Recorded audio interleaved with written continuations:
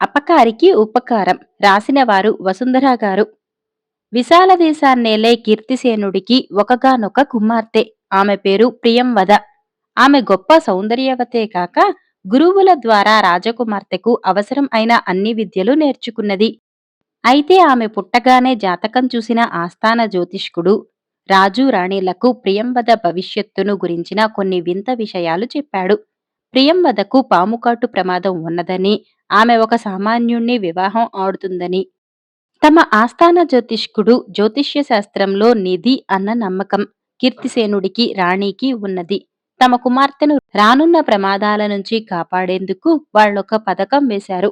అదేమంటే ప్రియంవద ఏ రాజకుమారుణ్ణో వివాహం ఆడే వరకు ఆమె తనకు విద్య నేర్పే గురువులను దాసీలను తప్ప మరే పురుషుణ్ణి చూడకుండా గట్టి కట్టుదిట్టం చేయటం. ప్రియంవద పెంపకం తల్లిదండ్రులు ఆశించిన విధంగానే సాగి 16 సంవత్సరాలు నిండాయి. అప్పటినుంచి కీర్తిసేనుడు తీవ్రంగా వరాన్వేషణ ప్రారంభించాడు. అన్ని విద్యలలోనూ సాటిలేని మేటి రాకుమారుడిని వెతికి తన అల్లుడిగా చేసుకోవాలని ఆయన ఆశపడుతున్నాడు. ఇలా ఉండగా ఒక పౌర్ణమి నాటి రాత్రి ప్రియంవద చెలికెత్తెలు ఎవ్వరూ వెంట లేకుండా ఒంటరిగా ఉద్యానవనంలో విహరిస్తున్నది. అప్పుడు ఎక్కడి నుంచో ఒక నల్లని నాగుపాము వచ్చి ఆమె ముందు పడక విప్పి ఆడసాగింది. ప్రియంవద పామును గమనించలేదు. ఆమె సంపెంగ పూల వాసనను చూస్తూ పరవశించిపోయి కొద్దిసేపటి తర్వాత ఒక పువ్వును ముక్కుకానించుకుని అలా విసిరింది. ప్రియంవద విసిరిన పువ్వు పడగ విప్పి ఆడుతున్న నాగుపాము పడగకు తగిలింది. పాము వెంటనే బుస్సుమన్నది. ఆ శబ్దం వింటూనే ఆమె ఉలిక్కిపడి అటు చూసింది. ఎదురుగా నాగుపాము. ప్రియంవద భయకంపితురాలైపోయింది. నాగుపాము ఒక క్షణం పడగ పైకెత్తి ఆమెకేసి చూసి జర్రున ముందుకు వచ్చింది. ఆమె పారిపోవాలనుకున్నది కాని కాళ్లను కదిలించలేకపోయింది. ఆమె భీతితో కెవ్వుమంటూ అరిచింది. ఆ మరుక్షణం భటుడొకడు పరిగెత్తుకుంటూ అక్కడికి వచ్చి నాగుపాము తోక పట్టుకుని గిరగిరా తిప్పి నేలకేసి ఒక్కసారిగా బలంగా మోది దూరంగా పారవేశాడు. ప్రియంవద వెంటనే తేరుకొని భటుడికేసి చూసింది. వాడు యువకుడు, మంచి అందగాడు.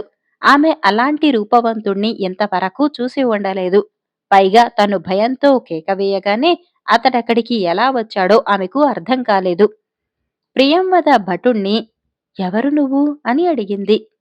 నేను తమ సేవకుణ్ణి, ఉద్యానవన కాపలా భటుణ్ణి, రాజకుమారి అని జవాబిచ్చాడు వాడు.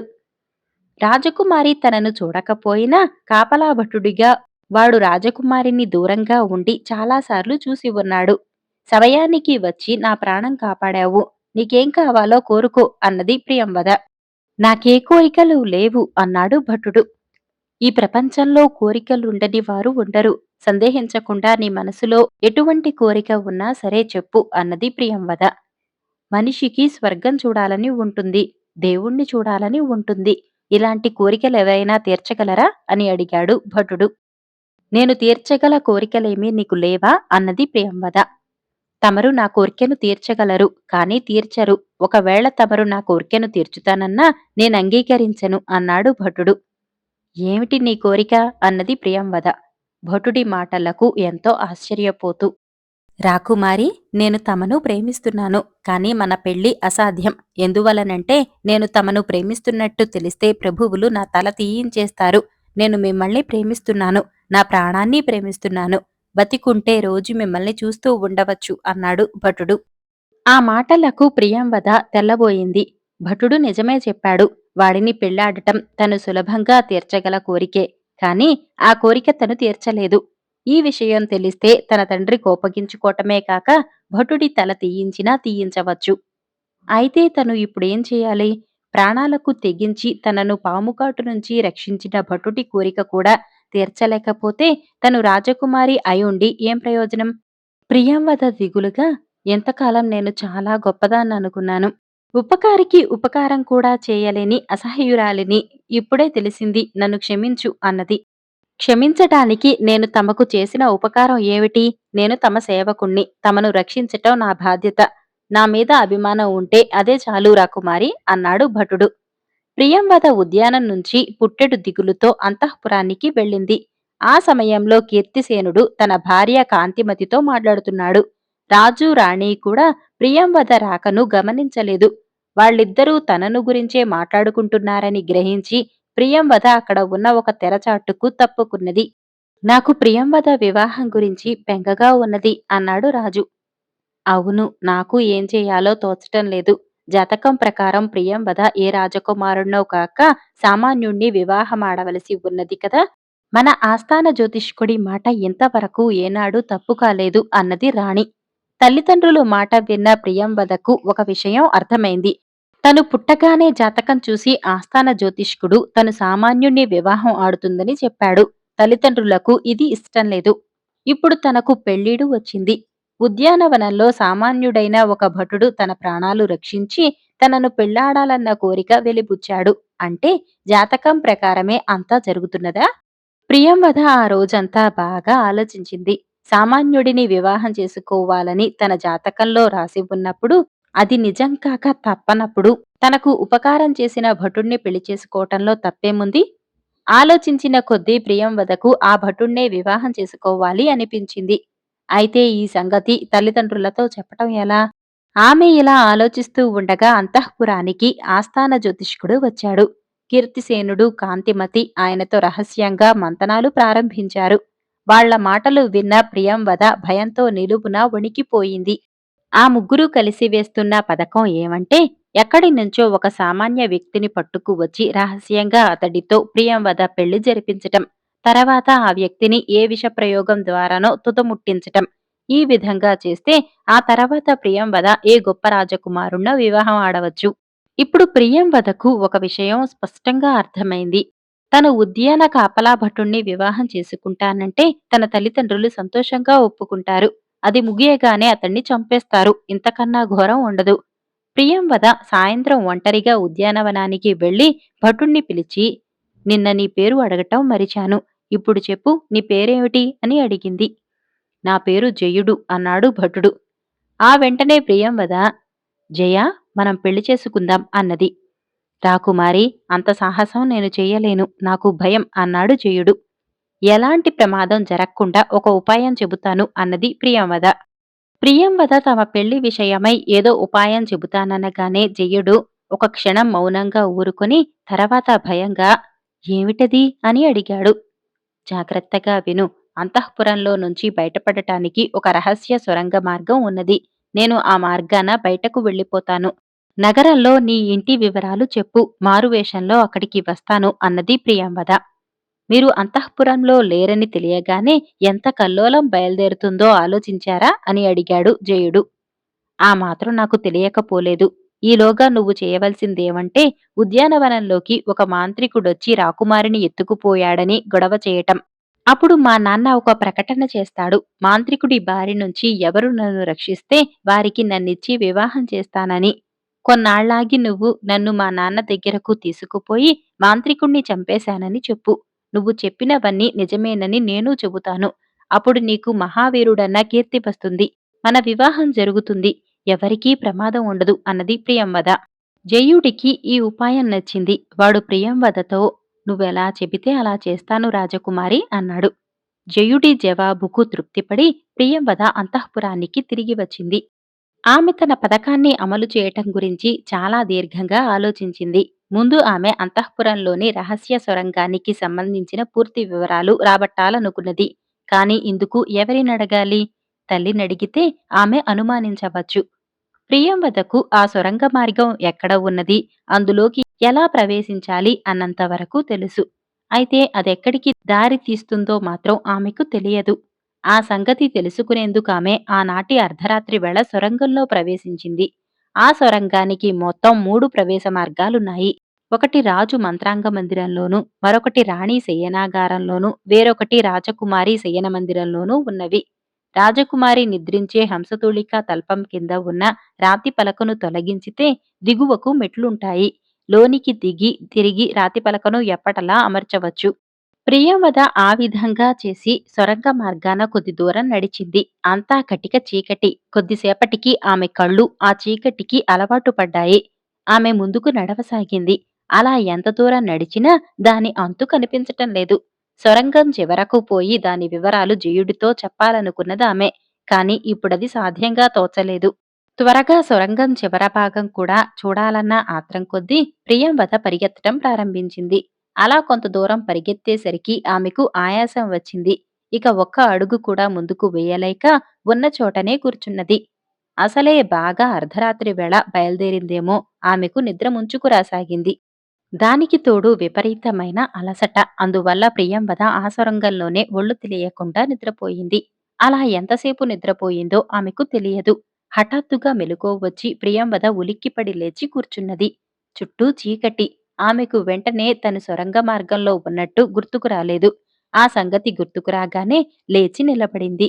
అయితే కటిక నేల మీద నిద్రపోవటం వల్ల ఆమెకు ఒళ్ళంతా నొప్పులుగా ఉన్నది. ఆమెకు ఆశ్చర్యం కలిగింది. పడుకున్నది కటిక నేల కావటం వల్ల తనకు ఒళ్ళంతా నొప్పులుగా ఉన్నా ఏనాడూ పట్టుపరుపుల మీద కూడా ఇంత హాయిగా నిద్రపట్టలేదు. సొరంగ మార్గాన తను ఇంత దూరం వచ్చిన తర్వాత ఇప్పుడేం చేయటమా అన్న సమస్య ప్రియంవదకు ఎదురయింది. ఇప్పుడు తిరిగి వెనక్కు వెళ్ళటం వల్ల ప్రయోజనం ఉండదు. ఇప్పటికే తను కనబడటం లేదన్న సంగతి అంతఃపురంలో గగ్గోలు కలిగించి ఉంటుంది. జయుడు తను చెప్పిన ప్రకారం తప్పక చేస్తాడు. అందువల్ల ధైర్యంగా ముందుకు పోవటమే మంచిదనుకున్నది ప్రియంవద. ఆమె పట్టుదలగా ముందుకు నడవసాగింది. అయితే కాలం గడుస్తున్నా సొరంగ మార్గం చివర దగ్గర పడటం లేదు. హఠాత్తుగా ఆమెకు ఒకసారి తన తండ్రి, తల్లితో అన్న మాటలు గుర్తుకు వచ్చాయి. సొరంగ మార్గాన పోదలిచినప్పుడు కొన్ని ఆహార పదార్థాలు వెంట తీసుకు వెళ్లటం అవసరం. ప్రయాణం సుమారు 2 రోజులు పడుతుంది. ఈ సంగతి గుర్తుకు రాగానే ప్రియంవదకు దుఃఖం వచ్చింది. తను 2 రోజుల ప్రయాణానికి సరిపడా ఆహార పదార్థాలు వెంట తీసుకురావాల్సింది. ఇప్పుడు తిండి లేకుండా అంత దూరం ప్రయాణం చేయగలదా? ఏది ఏమైనా రోట్లో తలదూర్చి రోకటి పోటుకు వెరచి ప్రయోజనం ఉండదు. ఉపకారికి ఉపకారం చేయటం కోసం, తన తల్లిదండ్రుల దుష్ట పథకాన్ని తారుమారు చేయటం కోసం తను ఎన్ని కష్టాలకైనా ఓర్చుకోవాలి. అనుకున్న దాన్ని సాధించి తీరాలి. ప్రియంవద అలాగే అన్నపానాలు లేకుండా కటిక మార్గంలో పాదాలు నొచ్చుతున్నా భరించి సొరంగ మార్గం చివరకు చేరుకున్నది. మార్గం ఒక మహావృక్షం మొదలులోనికి దారి తీసినట్టు ఆమె గ్రహించింది. అక్కడ భూమిలోకి పాతుకుపోయిన లావుపాటి చెట్టు వేళ్లు ఆమెకు కనిపించాయి. చెట్టు బోదె లోపలికి సన్నని దారి ఉన్నది. ప్రియంవద సందేహించకుండా అందులో ప్రవేశించింది. అక్కడ పైకి వెళ్లేటందుకు మెట్లున్నాయి. ఆమె ఆ మెట్లెక్కింది. మళ్లీ చీకటి. కాని ఒక పక్క నుంచి సన్నని వెలుతురు వస్తున్నది. ప్రియంవద ఆ వెలుతురును జాగ్రత్తగా గమనించి అక్కడ చెయ్యి పెట్టి తడిమింది. చేతికి తలుపు గడియలాంటిది తగిలింది. దానిని పక్కకు లాగగానే తలుపు తెరుచుకుని రమ్యమైనటువంటి చల్లగాలి ఆమె ముఖాన్ని తాకింది. ప్రియంవదకు ప్రాణం లేచి వచ్చినట్టయింది. ఆమె చుట్టుపక్కల ఏమున్నదన్న ఆలోచన లేకుండా అవతలకి దిగింది.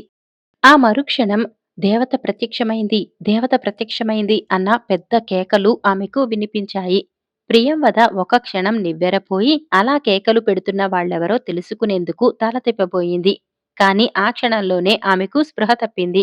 ప్రియంవద ఈ విధంగా స్పృహ కోల్పోయిన ప్రదేశానికి కొంత దూరంలో శతనందన అనే గ్రామం ఉన్నది. ఆ గ్రామంలోని ప్రజలందరూ మూర్ఖులు. వాళ్ళ మూర్ఖత్వాన్ని ఆధారం చేసుకుని గ్రామాన్ని 2 పెద్దలు ఏలుతున్నారు. ఆ గ్రామ ప్రజలకు వాళ్ళేది చెబితే అదే పరమసత్యం. వాళ్లను అందరూ దేవతా స్వరూపులుగా భావిస్తారు. పండుగల్లో అందరూ వాళ్లకు కానుకలు సమర్పిస్తారు. గ్రామంలో ఎవరికే కష్టం వచ్చినా ప్రజలు ముందుగా ఆ పెద్దలకు చెప్పుకుంటారు. వానలు పడకపోయినా ఎవరికైనా జబ్బు చేసినా ఆ పెద్దలకు సవినయంగా మనవి చేయవలసిందే. వాళ్లకు తెలియకుండా ఎవరిళ్లల్లోనూ ఏ శుభకార్యమూ జరగకూడదు. శతనందన గ్రామ ప్రజల మూర్ఖత్వం ఎలా ఉంటుందంటే, ఒకసారి శంకరయ్య అనేవాడి ఇంటికి నిప్పంటుకున్నది. అప్పుడు ఇంట్లో వాళ్ళందరూ బయటకు వచ్చేశారు. మంటలార్పేందుకు ఎవరూ ప్రయత్నించలేదు. శంకరయ్య ఏం చేయాలని అడిగేందుకు పెద్దల ఇంటికి పరుగు తీశాడు. ఆ సమయంలో పెద్దలిద్దరూ మంచి గాఢ నిద్రలో ఉన్నారు. శంకరయ్యకు వాళ్లను నిద్రలేపేందుకు కొంతసేపు పట్టింది. వాళ్ళు నిద్రలేచి విషయం తెలుసుకుని వెంటనే నీళ్లతో మంటలార్పమని ఆదేశించారు. ఇందువల్ల పక్క ఇళ్లకు అగ్ని ప్రమాదం తప్పింది కాని శంకరయ్య ఇల్లు మాత్రం పూర్తిగా కాలిపోయింది. అప్పుడు పెద్దలు శంకరయ్యతో, "నువ్వేదో పాపం చేశావు. ఆ పాపమే అగ్ని రూపంలో వచ్చి నీ కొంప తగలు పెట్టింది. అయితే నువ్వు మమ్మల్ని నమ్మావు. అందువల్ల కొంపతో పాటు మనుషులు కూడా తగలపడకుండా కాపాడబడ్డారు. కొంప తగలబడితే మళ్లీ కట్టుకోవచ్చు. మనుషుల ప్రాణాలు పోతే మళ్లీ రావు. అలాంటి వాటినే మేము రక్షిస్తూ ఉంటాం" అని చెప్పారు. శంకరయ్య వాళ్లకు పడిపడి దన్నాలు పెట్టి వెళ్ళాడు. ఆ గ్రామంలో భీమయ్య అనేవాడి కొడుక్కు జబ్బు చేసింది. భీమయ్య తన కొడుకును పెద్దలకు చూపించాడు. వాళ్లకు ఏదో కొద్దిపాటి వైద్యం తెలుసు. ఆ వైద్యంతో అదృష్టమున్న వాళ్ళు బతుకుతారు, లేనివాళ్లు పోతారు. భీమయ్య కొడుకు చచ్చిపోయాడు. అప్పుడు పెద్దలు భీమయ్యతో, నువ్వు పాపాలు చేశావు. ఆ పాపాలే మృత్యువు రూపంలో వచ్చి నీ కొడుకును తీసుకుపోయాయి. ప్రపంచంలో ఏ వైద్యుడు నీ కొడుకును బతికించగలిగి ఉండేవాడు కాదు. వాడు మా చేతుల్లో పోయాడు కాబట్టి ఇప్పుడు సరాసరి స్వర్గానికే వెళ్ళిపోయాడు. మరొక వైద్యుడి చేతిలో అయితే మీ వాడు నరకానికే పోయేవాడు అని చెప్పారు. కొడుకు తనకు దక్కకపోయినా కనీసం వాడు స్వర్గానికి వెళ్ళాడని భీమయ్య ఎంతగానో సంతోషించాడు. పెద్ద మనుషులుగా నటిస్తూ దుర్మార్గ కార్యాలు చేసే వాళ్ళల్లో రెండు రకాలుంటారు. మొదటి రకం వాళ్ళు తెలివైన వాళ్ళు. వాళ్ళు ప్రజలకు మాయమాటలు చెబుతారు. ప్రజలకు ఏ మేలు జరిగినా తమ వల్లనే అంటూ ఆ ప్రజల కష్టం మీదే బతుకుతారు. రెండో రకం దుర్మార్గులు తెలివి తక్కువ వాళ్ళు. వాళ్ళు ప్రజలను బాధించి ఆనందిస్తారు. తెలివైన దుర్మార్గులకు ప్రజల వల్ల ఎన్నటికీ ప్రమాదం ఉండదు. ప్రజల్లో కూడా తెలివితేటలు వస్తేనే వాళ్లకు ప్రమాదం. ఇకపోతే తెలివి తక్కువ దుర్మార్గులకు ప్రజల వల్ల ప్రమాదం తప్పదు. ప్రజలు ఎంతో కాలం వాళ్లను భరించలేరు. ఏదో ఒకనాడు తిరగబడతారు. ఇలాంటి పరిస్థితే శతనందన గ్రామంలో తల ఎత్తింది. గ్రామ పెద్దలిద్దరూ తెలివైన దుర్మార్గులే కాని వాళ్లకు తెలివి తక్కువ దుర్మార్గులైన కొడుకులు పుట్టారు. వాళ్ళు గ్రామంలో మూర్ఖులైన ప్రజలు తమ తల్లిదండ్రులకిచ్చే గౌరవ మర్యాదలను ఆసరాగా చేసుకుని చిన్నప్పటి నుంచి విపరీతంగా అల్లరచిల్లర పనులు చేయసాగారు. వాళ్ళిద్దరూ ఒక్కటే ప్రాణం అన్నట్టుగా ఉండేవాళ్ళు. ఎవళ్ల తోటలోకో వెళ్లి మామిడికాయలు దొంగలించటము, ఎవరింటికో వెళ్లి గాజు సామానులు బద్దలు కొట్టటము, ఇతరుల పిల్లలను అకారణంగా హింసించటం ఇలాంటి దుర్మార్గ కార్యాలు చేస్తూ ఉండేవాళ్ళు. ఈ విషయం విన్న పెద్దలిద్దరూ కొడుకులతో, మీరు ఇతరుల తోటలోకి వెళ్లి కాయలు, పళ్ళు కోయటమే కాదు, ఇళ్లకు వెళ్లి పాలు, వెన్న కూడా దొంగలిస్తూ ఉండండి. అప్పుడు మా పని మరింత సులభమవుతుంది అన్నారు. కొడుకులకు ఈ సలహా నచ్చింది. వాళ్ళు అలాగే చేయసాగారు. కొన్నాళ్లిలా జరిగేసరికి గ్రామ ప్రజలు ఇక భరించలేక పెద్దల ఇళ్లకు పోయి తమ కష్టాల గురించి చెప్పుకున్నారు. పెద్దలు ముందు వాళ్లను శాంతపరచి, తర్వాత నెమ్మదిగా, మా పిల్లలలో శ్రీకృష్ణుడి అంశ ఉన్నది. అందువల్లనే వాళ్లలా అల్లరి చేస్తున్నారు. ద్వాపర యుగంలో శ్రీకృష్ణుడు అల్లరి చేస్తుంటే గోపికలు వెళ్లి యశోదతో చెప్పుకుంటుండేవాళ్లు. కానీ వాస్తవమేమంటే అందరికీ శ్రీకృష్ణుడంటే ఇష్టమే. మీకు భాగవత గాథ తెలియక బాధపడుతున్నారు. ఈ రోజు నుంచి మీరందరూ సాయంత్రాలు మా ఇళ్లకు వచ్చి భాగవత పురాణ గాథలు వినండి అని చెప్పారు. ఆ రోజు నుంచి గ్రామస్తులకు గ్రామ పెద్దల పిల్లల బెడద తప్పకపోయినా రోజూ సాయంత్రాలు గ్రామ పెద్దలు చెప్పే పురాణ గాథలు వినవలసి వచ్చింది. అయితే ఈ పరిస్థితి ఎంతో కాలం కొనసాగలేదు. భాగవతం వింటుంటే ప్రజలకు రకరకాల అనుమానాలు కలగసాగాయి. శ్రీకృష్ణుడు చిన్నతనంలో అల్లరి పనులు చాలా చేశాడు. దొంగతనాలు చేశాడు. అయితే ఎన్నో మాయలు చేశాడు. తన వాళ్ళు కష్టాల్లో ఉన్నప్పుడల్లా వాళ్లను కాపాడుతూ వచ్చాడు. కాళీయుణ్ణి చంపాడు. గోవర్ధన పర్వతం ఎత్తాడు. గ్రామ పెద్దల పిల్లలు మాత్రం చెడ్డ పనులే చేస్తున్నారు. సంతోషాన్ని కలిగించటం లేదు. చాలామంది గ్రామస్తులు తమ సందేహాలను పెద్దలకే చెప్పుకున్నారు. అప్పుడు పెద్దలిద్దరూ ఆలోచనలో పడ్డారు. మీరడిగినది న్యాయంగానే ఉన్నది. ఒక రాత్రంతా తపస్సు చేసి ఇందులోని రహస్యం తెలుసుకుని మీకు చెబుతాం అని పెద్ద పెద్ద వాళ్లకు చెప్పి పంపేశాడు. వాళ్ళు వెళ్ళిపోయాక చిన్న పెద్ద పెద్ద పెద్దతో, మనమిప్పుడేం చెయ్యాలి? మన పిల్లల కారణంగా మన అధికారం దెబ్బతినేలా ఉన్నది. వాళ్ళకేదో విధంగా మంచిగా ఉండమని గట్టిగా బుద్ధి చెబితే కాని గ్రామస్తులూరుకోరు అన్నాడు. పెద్ద పెద్ద కాసేపు ఆలోచించి, మన పిల్లలు మన మాట వినరు. వాళ్ళు వింటామన్నా వాళ్ల మనసు కష్టపెట్టడం మనకిష్టముండదు. అసలీ ప్రమాదమంతా గ్రామస్తులకు పురాణం వినిపించటం వల్ల వచ్చింది. పురాణ కథలు చెప్పటం ద్వారా ప్రజలను మరింత మూర్ఖుల్ని చేసి చెడ్డతనాన్ని సహించే అలవాటు చేయవచ్చు అనుకున్నాను. కానీ పురాణాలు వింటే ప్రజల్లో తెలివితేటలు పెరుగుతున్నాయి. వాళ్లకు చెడ్డను ఎదిరించే ధైర్యం వస్తున్నది. అందువల్ల మనం ముందు గ్రామస్తులకు పురాణాలు వినిపించటం మానివేయాలి అన్నాడు. అది సరే, ముందు మన పిల్లల్ని అదుపు చేయటం ఎలా అని అడిగాడు చిన్న పెద్ద. ఇద్దరూ ఆ రాత్రంతా ఆలోచించారు. చివరకు వాళ్లకు ఒక మంచి ఉపాయమే తట్టింది. మర్నాడు గ్రామస్తులు పురాణం వినటానికి వచ్చినప్పుడు పెద్ద పెద్ద వాళ్లకు జయ విజయుల కథ చెప్పాడు. జయుడు విజయుడు వైకుంఠంలో శ్రీ మహావిష్ణువుకు ద్వారపాలకులు. ఒకసారి సనకుడు, సనందుడు మొదలైన మునులు విష్ణుమూర్తి దర్శనానికి వెళితే వాళ్ళిద్దరూ ద్వారం దగ్గర ఉండి, ఇది సమయం కాదు, కాసేపాగండి అని వాళ్లను ఆపారు. తమను అలా ఆపినందుకు మునులు కోపగించి జయ విజయులను రాక్షసులు కండని శపించారు. ఇది తెలిసి విష్ణుమూర్తి జయ విజయులను పిలిచి, ఇందులో మీ తప్పేమీ లేదు. మునిశాపం అమోఘం కాబట్టి మీరు రాక్షస జన్మ ఎత్తక తప్పదు. అయితే మీకొక అవకాశం ఇస్తున్నాను. మంచి పనులు చేసి పుణ్యాత్ములనిపించుకుంటూ 7 జన్మలెత్తి ఆ తర్వాత నన్ను చేరుకుంటారా? లేక దుర్మార్గులుగా 3 జన్మలెత్తి నన్ను చేరుకుంటారా? అని అడిగాడు. అందుకు జయ విజయులు, నిన్ను విడిచి ఎక్కువ కాలం ఉండలేము. పరమ దుర్మార్గులం, ప్రజాకంటకులం అనిపించుకున్నా సరే 3 జన్మలెత్తి నిన్ను చేరుకుంటాం అని చెప్పారు. ఆ విధంగా వాళ్ళు కృతయుగంలో హిరణ్యాక్ష హిరణ్యకశిపులుగాను, త్రేతాయుగంలో రావణ కుంభకర్ణులుగాను, ద్వాపర యుగంలో శిశుపాల దంతవక్త్రులుగాను పుట్టి దుర్మార్గాలు చేసి చివరకు విష్ణుమూర్తిని చేరుకున్నారు. పెద్ద పెద్ద ఈ విధంగా గ్రామస్తులకు జయ విజయుల కథ చెప్పి, ఇంతవరకు చెప్పింది మీ అందరికీ తెలిసిన కథే. ఆ తర్వాత కలియుగం వచ్చింది. కలిపురుషుడికి అన్ని యుగాలను మించి తన యుగం ఎక్కువ పేరు తెచ్చుకోవాలన్న కోరిక కలిగింది. అతడు విష్ణుమూర్తి వద్దకు వెళ్లి, అన్ని యుగాల్లోనూ జయ విజయులు పుట్టి దుర్మార్గాలు చేశారు. నా యుగంలో కూడా వాళ్ళు పుట్టి దుర్మార్గాలు చేసేలా అనుగ్రహించు, లేకపోతే నీది పక్షపాత బుద్ధి అవుతుంది అన్నాడు. విష్ణువు కలిపురుషుణ్ణి అనుగ్రహించాడు. ఆ విధంగా జయ విజయులిద్దరూ మా ఇళ్లలో పుట్టారు. మా బిడ్డలిద్దరూ సాక్షాత్తు శ్రీ మహావిష్ణువు ద్వారపాలకులు. త్వరగా పాపాలు చేసి శ్రీ మహావిష్ణువును చేరాలనుకుంటున్నారు. అందుకు విష్ణువే అంగీకరించినప్పుడు మనం ఏం చేయగలం? సహించక తప్పదు. మనం వీళ్లను ఎదిరిస్తే విష్ణువుకు ఆగ్రహం వస్తుంది. విష్ణువుకు ఆగ్రహం తెప్పించటానికి మీకు అభ్యంతరం లేకపోతే వాళ్ళు మా బిడ్డలని కూడా కనికరించకుండా కఠినంగా శిక్షించగలం. ఏం చేయాలో మీరే చెప్పండి అని అడిగాడు. జయ విజయులంతటి వాళ్లను మనం ఏం చేయగలం? వాళ్లను అంతం చేయటానికి ఆ శ్రీ మహావిష్ణువే వస్తాడు. అంతవరకు ఎదురు చూడక తప్పదు అన్నారు గ్రామస్తులందరూ ఏకకంఠంతో. ఆనాటి నుంచి శతనందన గ్రామంలో గ్రామ పెద్దల కొడుకులిద్దరికీ ఎదురు లేకుండా పోయింది. గ్రామస్తులు వాళ్ళేం చేసినా పట్టించుకోవటం మానేసి భరించటం నేర్చుకున్నారు. క్రమంగా పెద్ద పెద్ద కొడుక్కు జయుడని, చిన్న పెద్ద కొడుక్కి విజయుడని పేర్లు స్థిరపడ్డాయి. జయుడు, విజయుడు ఇప్పుడు 20 ఏళ్ల వయసు వాళ్లయ్యారు. గ్రామంలో వాళ్ళు చెయ్యని ఆగమంటూ లేదు. ఇలా ఉండగా ఆ గ్రామానికి ఒక రోజున పరదేశీ ఒకడు వచ్చాడు. అతడికి 20 సంవత్సరాల వయసుంటుంది. పచ్చని దబ్బపండు వంటి శరీర ఛాయ, 6 అడుగుల పొడవు, అందమైన రూపం. ముఖంలో అపురూపమైన తేజస్సు చూసి చాలామంది అతడు గొప్ప రాజవంశస్థుడై ఉంటాడు అనుకున్నారు. పరదేశీ ముందుగా కొంతసేపు ఒక చెట్టు కింద కూర్చున్నాడు. చాలా దూరం నుంచి నడిచి వచ్చాడేమో, మనిషి బాగా అలసిపోయి ఉన్నాడు.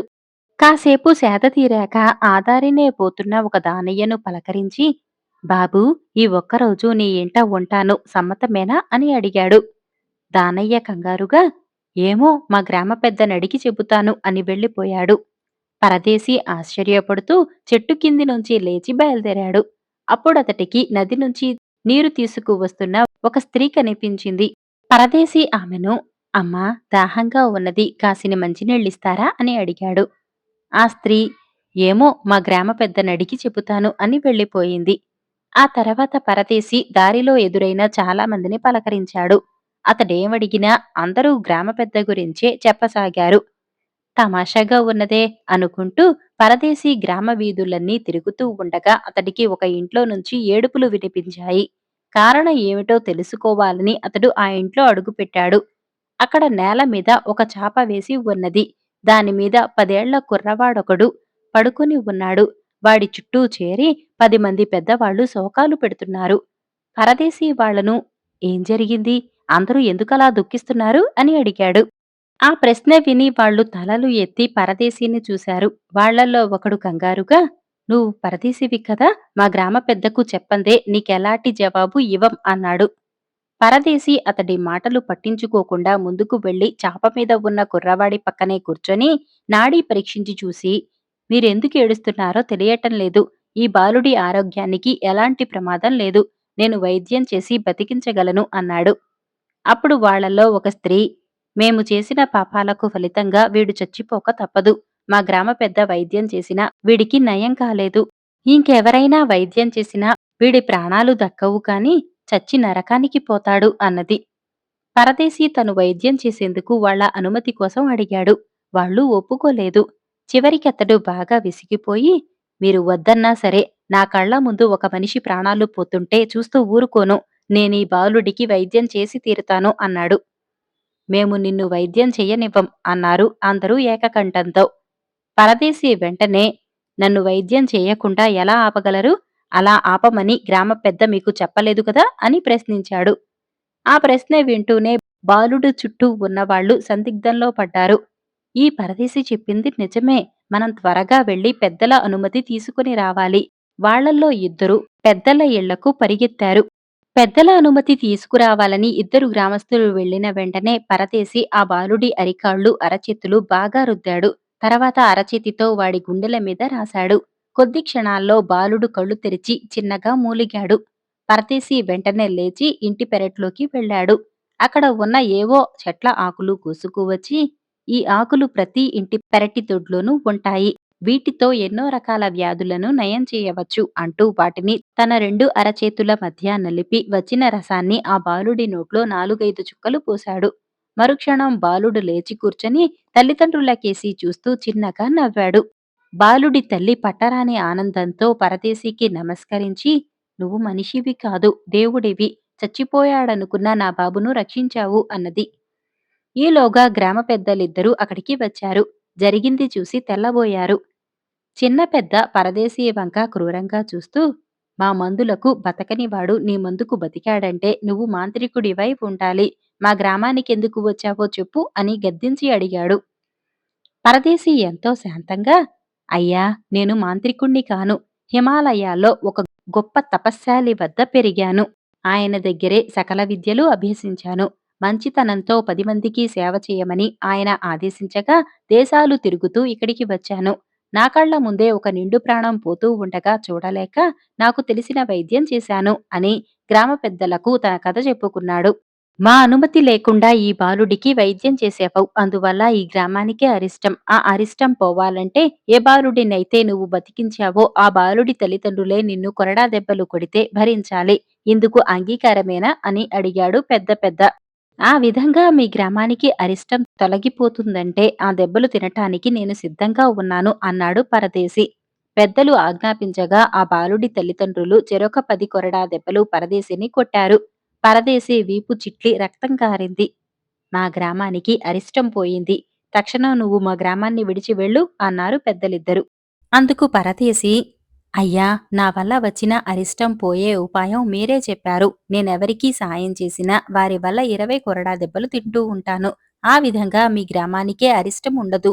నన్ను ఈ గ్రామంలో కొంతకాలం ఉండనివ్వండి అన్నాడు. ఈ జవాబు విని గ్రామ పెద్దలు చాలా ఆశ్చర్యపడ్డారు. చిన్న పెద్ద పరదేశిని, నువ్వు మూర్ఖుడిలా ఉన్నావు. దెబ్బలు తింటూ ఈ గ్రామంలోనే ఉండాలని ఎందుకనుకుంటున్నావు అని అడిగాడు. అయ్యా, అపకారికి కూడా ఉపకారం చేయమని అన్ని శాస్త్రాలు, పురాణాలు చెబుతున్నాయి. అలాంటిది ఈ గ్రామంలో ఉపకారం చేసిన నన్ను కొరడా దెబ్బలు కొట్టి శిక్షించేంత మూర్ఖులున్నారు. నాలాంటివాడు తప్ప ఇలాంటి వాళ్లకు మరెవరు సహాయం చేయగలరు? వీళ్ల మీది జాలి వల్లే ఇక్కడ కొంతకాలం ఉండాలి అనుకుంటున్నాను అన్నాడు పరదేశి. పెద్దలిద్దరికీ ఏం జవాబు చెప్పాలో తెలియలేదు.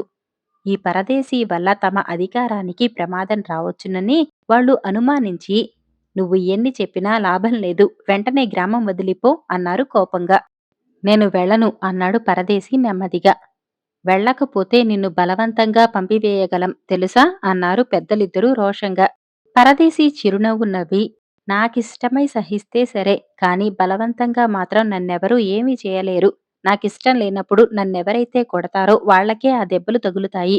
నన్ను తోసిన వాళ్లే పడిపోతారు. నాకు విషప్రయోగం చేసిన వాళ్లే చచ్చిపోతారు అన్నాడు. ఈ మాటలతో పెద్దలకు విపరీతమైన కోపం వచ్చింది. వాళ్ళక్కడున్న ఇద్దరు యువకులతో, చూస్తారేం, వీడేదో మాంత్రికుడు, వెంటనే వీధి అవతలకి ఈడ్చేయండి అన్నారు. వెంటనే యువకులిద్దరూ పరదేశిని సమీపించబోయారు. కాని అప్పుడు ఒక విచిత్రం జరిగింది. ఎవరో ఈడ్చినట్టుగా వాళ్ళిద్దరూ పోయి వీధిలో పడ్డారు. ఇది చూసి పెద్దలిద్దరూ వెలవెలపోయారు. వాళ్ళంతవరకు పరదేశిని బాగా వైద్యం తెలిసినవాడే అనుకున్నారు. కాని ఇప్పుడు జరిగింది చూశాక వాళ్లకతడు మాంత్రికుడేమో అన్న భయం కలిగింది. పెద్దలకు మాయమాటలతో ప్రజల్ని మోసపుచ్చటం తెలుసు కాని మంత్రతంత్రాలు తెలియవు. అయితే నువ్వు నిజంగానే మాంత్రికుడివి అన్నమాట. ఈ గ్రామానికి మమ్మల్ని ఎదిరించటానికే వచ్చావా? అని అడిగాడు పెద్ద పెద్ద. నేను మాంత్రికుణ్ణి కాదు. ఇతరులకు ఉపకారం చేస్తూ ఉండటమే నా పని. నేనిక్కడికి మిమ్మల్ని ఎదిరించటానికి రాలేదు. మీకు సేవ చేయాలని వచ్చాను. మిమ్మల్ని సేవించుకుంటే తప్ప మీ గ్రామ ప్రజలకు సహాయపడలేను కదా అన్నాడు పరదేశి. తమనెదిరించనని, సేవ చేసుకుంటానని పరదేశి చెప్పగానే పెద్దలిద్దరికీ సంతృప్తి కలిగింది. వాళ్ళు వెంటనే పరదేశి ఆ గ్రామంలో ఉండేటందుకు అనుమతించారు. తర్వాత పరదేశితో చిన్న పెద్ద నువ్వు మా అనుమతి లేకుండా ఎవరికీ సహాయపడకూడదు. ఆ సంగతి బాగా గుర్తుంచుకో అన్నాడు హెచ్చరిస్తున్నట్టు. ఇతరులకు సహాయపడే విషయంలో నేనెవరి అనుమతి కోసం ఎదురు చూడను. హాని చేయమంటే నేనీ దేశపు రాజు మాట కూడా వినను. మిగతా అన్ని విషయాల్లోనూ మీరేం చెప్పినా చేస్తాను అన్నాడు పరదేశి నిర్భయంగా. పెద్దలిద్దరూ అయిష్టంగా తలాడిస్తూ అక్కడ్నుంచి బయలుదేరారు. వాళ్ళ నివాసం పక్కపక్క ఇళ్లలో ఆ ఇళ్ల మధ్య ఒక చావడి ఉన్నది. గ్రామస్తులు ఆ చావడిలోనే పెద్దల సంప్రదింపులు చేస్తూ ఉంటారు. వాళ్ళ ఇళ్లకు ఎదురుగా ఒక పెద్ద దిబ్బ ఉన్నది. దానిమీద చిన్న గుడిసె ఒకటి వేయించి పరదేశిని అందులో ఉండమన్నారు. పరదేశి అక్కడ నివసించసాగాడు. పెద్దలిద్దరికీ పరదేశి చాలా విచిత్రమైన మనిషిలా కనిపించాడు. అతడికి మంత్రతంత్ర విద్యలు తెలిసినట్టు కనిపించినా ఎవరి మీద వాటిని ఎప్పుడూ గానీ ప్రయోగించలేదు. అతడెప్పుడూ చిరునవ్వుతో ఉంటాడు తప్పితే దేనికీ ఎవరి మీద కోపగించుకోడు. అతడు రోజూ పనికట్టుకుని గ్రామంలో ఎవరికెలాంటి కష్టమొచ్చిందో విచారించేవాడు. దానికి సులువైన పరిష్కార మార్గం చెప్పి పెద్దలు ముందే నిర్ణయించిన విధంగా వాళ్ళ చేత 20 కొరడా దెబ్బలు తిని ఆ బాధను మనోనిబ్బరంతో భరించేవాడు. ఇలా కొంతకాలం జరిగేసరికి గ్రామస్తులకు ఈ పద్ధతి చాలా అన్యాయం అనిపించింది. వాళ్ళల్లో కొందరు ఒక రోజున పెద్దలిద్దర్నీ కలుసుకుని మాకు సహాయపడుతున్న వాణ్ణి మేమే కొట్టటం మాకు బాధ కలిగిస్తున్నది. ఈ పద్ధతి మానివేయటం మంచిదేమో అన్నారు. దానికి పెద్ద పెద్ద కోపంగా అంటే మీరు నాకే నీతులు చెబుతున్నారన్నమాట. ఆ పరదేశి పెద్ద మాంత్రికుడు. మీరు కొట్టే కొరడా దెబ్బలేవి వాడికి తగలవు. వాణ్ణి గ్రామం నుంచి తరిమేయటానికి శక్తి చాలక ఊరుకున్నాం. వాడేదో సొంత మేలు కోసం ఈ గ్రామం వచ్చాడు. మాంత్రికుల నుంచి మేలు పొందటం అరిష్టదాయకం. కావాలంటే ఒకసారి వాణ్ణి కొట్టకుండా ఊరుకోండి. ఏం జరుగుతుందో మీకే తెలుస్తుంది అన్నాడు. పరదేశీ ప్రమాదకరుడైన మాంత్రికుడని, అతన్ని కొట్టకుండా అతని నుంచి మేలు పొందటం అరిష్టదాయకం అని గ్రామ పెద్దలు గ్రామస్తులకు చెప్పిన మర్నాడే సీనయ్య అనేవాడి ఇంట్లో అతడి భార్య నగలు పోయాయి.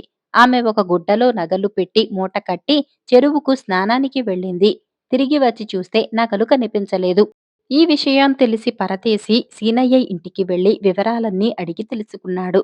తర్వాత ఇల్లంతా కలయ తిరిగి ఒక మూలనున్న కన్నం చూపి అందులో వెతకమన్నాడు. అది పందికొక్కులు చేసిన కన్నం. సీనయ్య అక్కడ తవ్వి చూడగా నగలున్న మూట దొరికింది. ఈ సహాయానికి సీనయ్య పరదేశిని కొరడా దెబ్బలు కొట్టవలసి ఉన్నది. కాని సీనయ్య అలా చేయలేదు. పరదేశిని కొట్టకపోతే ఎలాంటి అరిష్టం వస్తుందో చూడాలనుకున్నాడు. ఆ రాత్రి రహస్యంగా గ్రామ పెద్దలిద్దరూ కలిసి సీనయ్య పొలంలో ఒక ధాన్యపు కుప్పకు నిప్పు పెట్టి వచ్చారు. మర్నాడు సీనయ్య లబోదిబోమంటూ గ్రామ పెద్దల దగ్గరకు వెళ్ళాడు. వాళ్ళు సీనయ్య చెప్పినదంతా విని ఇంకేం నువ్వు పరదేశిని కొట్టకపోవటం వల్లనే ఈ అరిష్టం వచ్చి పడింది అన్నారు. ఈ సంగతి గ్రామంలో అందరికీ తెలిసింది. గ్రామస్తులందరూ పని కట్టుకుని పెద్దల ఇళ్లకు వెళ్లి సీనయ్యతో పాటు మేం కూడా ఏవైనా తప్పులు చేసి ఉంటే మమ్మల్ని మన్నించండి. ఇక ముందు అంతా మీరు చెప్పినట్టే చేయగలం అని చెప్పారు. ఇది విన్న పరదేశి గ్రామ పెద్దలను కలుసుకుని అయ్యా ఇది చాలా అన్యాయం. మీరే ఆ సీనయ్య ధాన్యపు కుప్పను తగలపెట్టారని నాకు తెలుసు. మీరు వెంటనే సీనయ్యకు అతడు నష్టపోయిన ధాన్యం ఇచ్చేయండి. మీరు అలా చేయకపోతే అంతకు మించిన నష్టం మీకు కలుగుతుంది అని హెచ్చరించాడు. మమ్మల్ని భయపెట్టాలని చూస్తున్నావా? మాకు కలగబోయే నష్టం ఏమిటి? అన్నారు పెద్దలు కోపంగా. ఈ రోజున ఒక ధాన్యపు బస్తా, రేపటి నుంచి రోజుకొక ధాన్యపు కుప్ప. అది మీకు కలగబోయే నష్టం అని పరదేశి వెళ్ళిపోయాడు. ఆ రాత్రి నిజంగానే ఆ పెద్దల ఇండ్ల మధ్య చావడిలో ఉన్న ఒక ధాన్యపు బస్తా హఠాత్తుగా నిప్పంటుకుని కాలి బూడిద అయిపోయింది. విచిత్రమేమిటంటే ఆ ధాన్యపు బస్తా మంటలు చుట్టుపక్కల ఉన్న బస్తాలకు కాని ఇతర సామాగ్రికి కాని సోకలేదు. ఇది చూసి భయపడిన పెద్దలిద్దరూ పరదేశి దగ్గరకు పోయి నువ్వు చెప్పినట్టే జరిగింది. అసలింతకు నువ్వెవరివి అని ప్రశ్నించాడు. నేనెవరైతేనేం ఇతరులకు హాని కలిగించను. మీ ఇద్దరికీ అధికారమంటే తగని ఆశ. మీ అధికారానికి నేనడ్డురాను. అయితే నేను ఇతరులకు సహాయం చేస్తుంటే మీరు నన్నాపకూడదు. మీరు ఇతరులకు హాని చేయకూడదు అన్నాడు పరదేశి. అయితే మమ్మల్ని ఏం చేయమంటావ్ అని అడిగాడు చిన్న పెద్ద. మీరు సీనయ్య దగ్గరకు వెళ్లి నన్ను 20 కొరటా తెప్పలు కొట్టమనండి. ఈలోగా అతడి ధాన్యపు కుప్పలో బూడిదైన ధాన్యం ఎంత ఉంటుందో అంతా అతడి పొలంలో వేయించండి. ఇదంతా రహస్యంగా జరిగిపోవాలి. ఇలా చేయటం వల్ల సీనయ్యకు జరిగిన నష్టం తీరిపోతుంది. గ్రామ పెద్దలుగా మీకు పేరు వస్తుంది అని సలహా ఇచ్చాడు పరదేశి. పెద్దలిద్దరూ పరదేశి చెప్పినట్టే చేశారు. పరదేశి 20 కొరడా దెబ్బలు తిన్నాడు. ఆ రాత్రి పెద్దలిద్దరూ రహస్యంగా కొన్ని ధాన్యం బస్తాలు బండిమీద వేసుకుపోయి సీనయ్య పొలంలో వేసి వచ్చారు. మర్నాడు జరిగింది తెలిసి గ్రామంలో అందరూ విడ్డూరంగా చెప్పుకున్నారు. పరదేశి ఎవరో, గ్రామంలో అందరికీ ఎందుకు సహాయపడుతున్నాడో, దెబ్బలు తింటూ కూడా ఆ గ్రామంలోనే ఎందుకుండాలనుకుంటున్నాడో ఎవరికీ అర్థం కాలేదు. కాని గ్రామ పెద్దల పలుకుబడి, వాళ్ల మీద గ్రామస్తుల నమ్మకం మరింతగా పెరిగాయి. ఇక జయ విజయులిద్దరూ పరదేశిని గురించి మొదట్లో అంతగా పట్టించుకోలేదు. తల్లిదండ్రులు వాళ్లను మీరా పరదేశి జోలికి పోకండి, వాడు చాలా ప్రమాదకారి అని చాలాసార్లు హెచ్చరించారు. ఒక రోజున నది ఒడ్డున జయ విజయులిద్దరూ అక్కడికి బిందెతో నీళ్ల కోసం వచ్చిన ఒక అమ్మాయిని ఎగతాళి చేస్తూ ఆట పట్టిస్తున్నారు. ఇద్దరూ కలిసి ఆ అమ్మాయి నుంచి బిందెలాక్కొని ఆ కనపడే మామిడి చెట్టెక్కి, మా ఇద్దరికీ చెరో 4 పామిడి పళ్ళు కోసిస్తే నీ బిందె తిరిగి ఇస్తాం. అలా చేయకపోయావు, నీ బిందెను నదిలో పారవేయటమే కాక నిన్నిక్కడ్నుంచి వెళ్ళనివ్వం అన్నారు. ఆ అమ్మాయికి ఏం చేయాలో తోచక బిక్కమొహం వేసుకుని నిలబడింది. అంతలో ఆ దారిన పరదేశి వచ్చి జరిగింది ఆ అమ్మాయిని అడిగి తెలుసుకుని జయ విజయులతో, మీక్కావలసింది చెట్టెక్కి మామిడి పళ్ళు కోయటమే కదా, నేనా పని చేస్తాను. ఈ అమ్మాయికి బిందె ఇచ్చేయండి అన్నాడు. ముందు పళ్ళు కోసివ్వు, అలాగే వదిలేస్తాం అన్నాడు జయుడు. అసలు సంగతేమిటంటే అది మామిడి పళ్ళ ఋతువు కాదు. చెట్టున ఒక్క పండైనా లేదు. అందువల్ల పళ్ళు కోసివ్వటం పరదేశీ వల్ల కాదనుకున్నారు వాళ్ళు. కాని పరదేశీ చెట్టెక్కి 8 మామిడి పళ్ళు కోసి వాళ్ళకిచ్చాడు. జయ విజయులిద్దరూ తెల్లపోయి కాలం కాని కాలంలో చెట్టెక్కి పళ్ళెలా కోశావు అని అడిగారు. ఏమాత్రం స్వార్థం లేకుండా ఇతరులకు సహాయం చేయాలనుకుంటే ఏ చెట్టునడిగినా పళ్ళిస్తుంది, ఏ గుట్టనడిగినా మణులిస్తుంది అన్నాడు పరదేశి. అయితే ఏ గుట్టనైనా అడిగి మాకు మణులు తెచ్చిపెట్టు అన్నాడు విజయుడు. ఇచ్చిన పళ్ళు చాలు, మణులేం ఇవ్వను. ముందు ఆ అమ్మాయిని వెళ్ళనివ్వండి అన్నాడు పరదేశి. జయ విజయులు అందుకు ఒప్పుకోక మొండికెత్తారు. అప్పుడు పరదేశి ఆ అమ్మాయితో, వాళ్ళు నిన్నేమీ చేయలేరు. నీ బిందె తీసుకుని వెళ్ళిపోమ్మా అన్నాడు.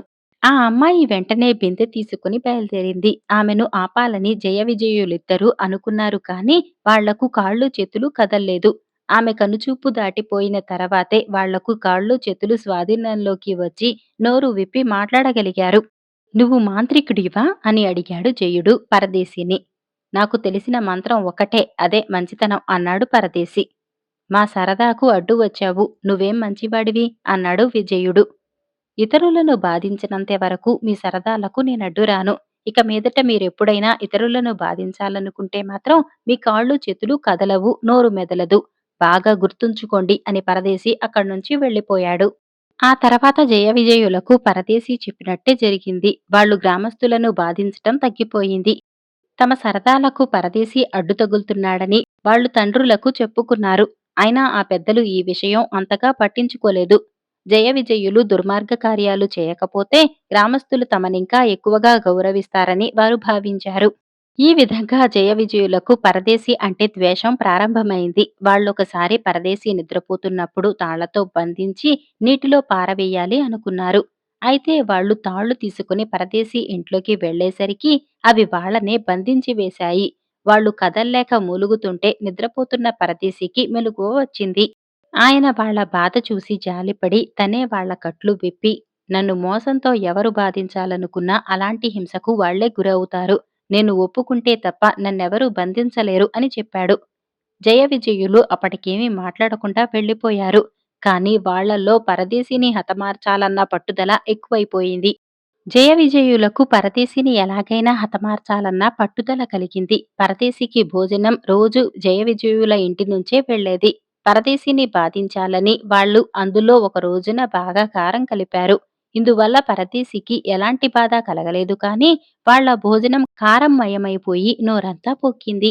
ఇది జరిగినా వాళ్ళు బుద్ధి మార్చుకోక మరొక రోజున పరదేశీ భోజనంలో విషం కలిపారు. అంతే ఆ పూట భోజనం చేస్తూనే జయ విజయులిద్దరూ వాంతులు చేసుకుని స్పృహ తప్పి పడిపోయారు. పెద్ద పెద్ద చిన్న పెద్ద వాళ్లను పరీక్షించి చూస్తే నాడి అందటం లేదు. ఇద్దరూ కంగారు పడి పరదేశీ వద్దకు పరిగెత్తారు. పరదేశీ జరిగింది విని వాళ్ళు నా భోజనంలో విషం కలిపి ఉంటారు. ఆ విషం నాకు ప్రమాదం కలిగించకపోగా ఎదురు తిరిగి కలిపిన వాళ్ళకే ప్రమాదం కలిగిస్తుంది. ఈసారికి వాళ్ళనెలాగో రక్షిస్తాను.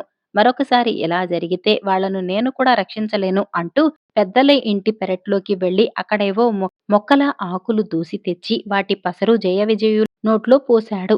ఆ వెంటనే వాళ్ళిద్దరూ లేచి కూర్చున్నారు. చిన్న పెద్ద పెద్ద పెద్ద వాళ్లకు జరిగింది చెప్పి దుడుకుతనం కొద్దీ మీ ప్రాణాల మీదకి తెచ్చుకున్నారు. ఈనాటి నుంచి ఆ పరదేశీ జోలికి పోకండి అని హెచ్చరించారు. జయ విజయులిద్దరూ పరదేశీ కాళ్లమీద పడి నువ్వు నిజంగానే గొప్ప మాంత్రికుడివి. మేము నీకు అపకారం చేయకూడదనే అనుకుంటున్నాం. కాని మావి వక్రబుద్ధులు. మా బుద్ధులు మంచి మార్గాన నడిచే ఉపాయం నువ్వే చెప్పాలి అన్నారు. పరదేశీ కొంచెంసేపు ఆలోచించి మీరు చెప్పింది నిజం. మీ బుద్ధులు సరిదిద్దట నా బాధ్యత అని విజయుడి భుజం పట్టుకుని రేపు జయుణ్ణి ఇక్కడే వదిలి నువ్వు కొందరు గ్రామస్తులను వెంటపెట్టుకుని అరణ్యానికి వెళ్ళు. అక్కడ మీకు తోచిన ఒక చెట్టును ఎన్నుకొని కాసేపు దాని చుట్టూ తిరిగి తర్వాత శ్రీ మహావిష్ణువు నామాన్ని స్మరిస్తూ కళ్ళు మూసుకోండి. కొన్ని క్షణాలు గడిచాక మీ ముందు ఒక దేవత ప్రత్యక్షమవుతుంది. మీరా దేవతతో జేడు పంపగా వచ్చామని చెప్పండి. ఆమె మీతో బయలుదేరి గ్రామానికి వచ్చేస్తుంది. ఆ దేవత మీ ఇద్దరి బుద్ధులు మార్చగలదు అని చెప్పాడు. మర్నాడు విజయుడు కొందరు గ్రామస్తులతో కలిసి సమీపంలో ఉన్న అరణ్యానికి వెళ్ళాడు. అక్కడ ఒక చెట్టును ఎన్నుకొని దాని చుట్టూ తిరిగి శ్రీ మహావిష్ణువును స్మరించుకుంటూ కళ్ళు మూసుకున్నాడు. కొద్దిసేపటికి పెద్దగా చప్పుడు వినిపించింది. గ్రామస్తులు దేవత ప్రత్యక్షమైంది, దేవత ప్రత్యక్షమైంది అంటూ కేకలు పెట్టారు. విజయుడు కళ్ళు తెరిచి ఆశ్చర్యపోతూ ఏం జరిగింది అని వాళ్లను అడిగాడు.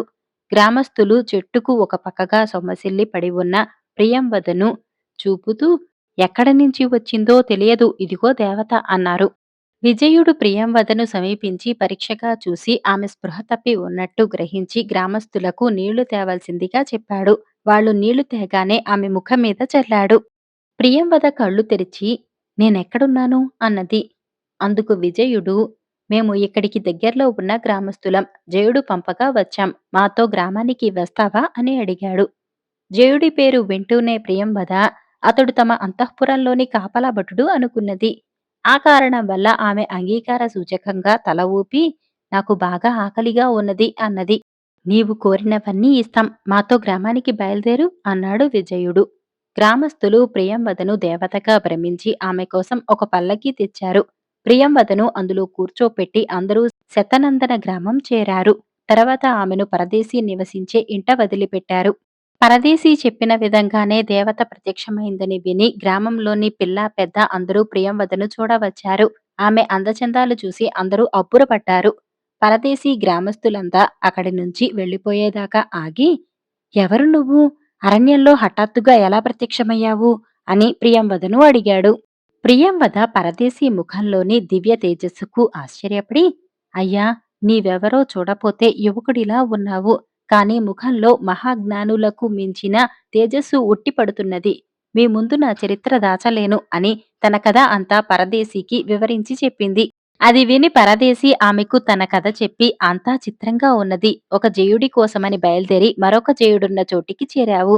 ఏ దైవం నా చేత ఆ పేరు పలికించిందో తెలియదు కాని నిజంగానే దేవతలా వచ్చావు. ఇప్పుడేం చేయటం బావుంటుందో నువ్వే చెప్పు అన్నాడు.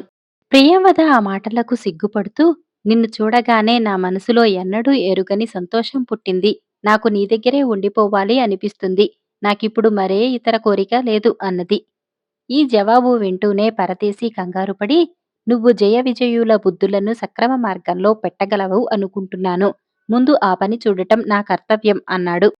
నువ్వు ఏం చెబితే అది చేస్తాను అన్నది ప్రియంవద. ఆ తర్వాత పరదేశీ ప్రియంవదకు తృప్తిగా భోజనం పెట్టించాడు. ఆ వెంటనే ఆమెకు నిద్ర ముంచుకు వచ్చింది.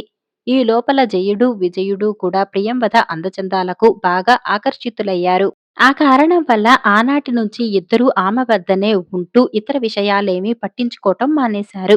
ఒక రోజున జయుడు ప్రియంవదతో ఎల్లకాలం నువ్వు మాతోనే ఉండిపోతే ఎంత బావుంటుంది అన్నాడు.